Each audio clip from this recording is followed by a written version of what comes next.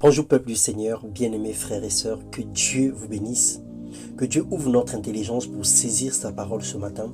Nous rendons grâce à Dieu pour toutes choses et nous bénissons son nom. Bon et excellent dimanche, que la gloire de Dieu couvre nos vies ce matin. Bienvenue dans ce partage. Le thème de notre méditation, c'est le pardon. Effacer complètement les fautes des autres.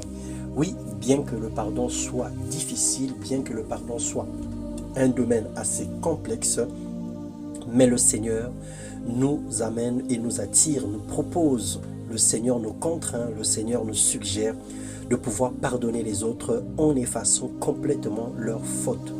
Dans le psaume 103, les versets 11 à 13, la Bible déclare « Mais autant le ciel est élevé au-dessus de la terre, autant sa bonté est grande pour ceux qui le craignent, autant l'Orient est éloigné de l'Occident, autant il éloigne de nous nos transgressions.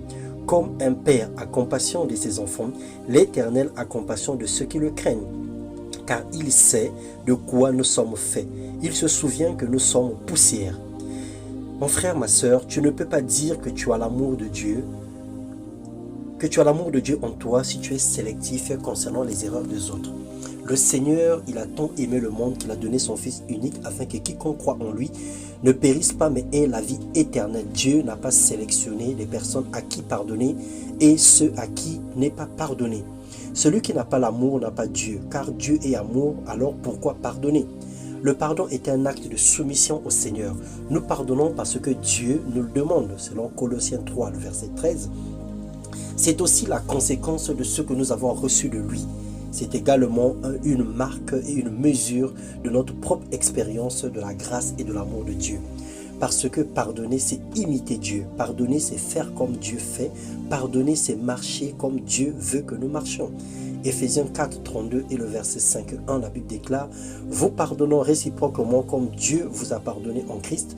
Devenez donc mes imitateurs. » Christ a pardonné, Christ a effacé les fautes des autres et il nous suggère d'être ses imitateurs.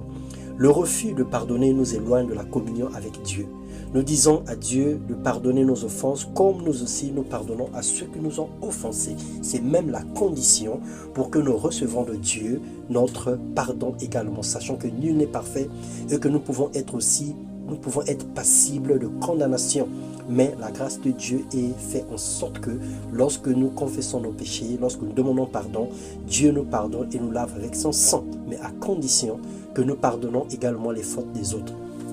Matthieu 6, 14, 16 nous dit « Si vous pardonnez aux hommes leurs fautes, votre Père Céleste vous pardonnera aussi. Mais si vous ne pardonnez pas aux hommes, notre Père Céleste ne vous pardonnera pas non plus vos fautes. » En pardonnant, nous favorisons Dieu de nous bénir et de nous pardonner aussi. Alors Seigneur, tu as porté le fardeau de l'humanité tout entière pour le pardon. Donne-nous la capacité de pardonner aux autres, surtout d'oublier le tort des autres. Le châtiment qui nous donne la paix est tombé sur toi. Nous n'avons pas de raison de nous venger, nous n'avons pas de raison de refuser aux autres la grâce. Que ton nom soit béni, que ton nom soit sanctifié, au nom puissant de Jésus-Christ. Amen.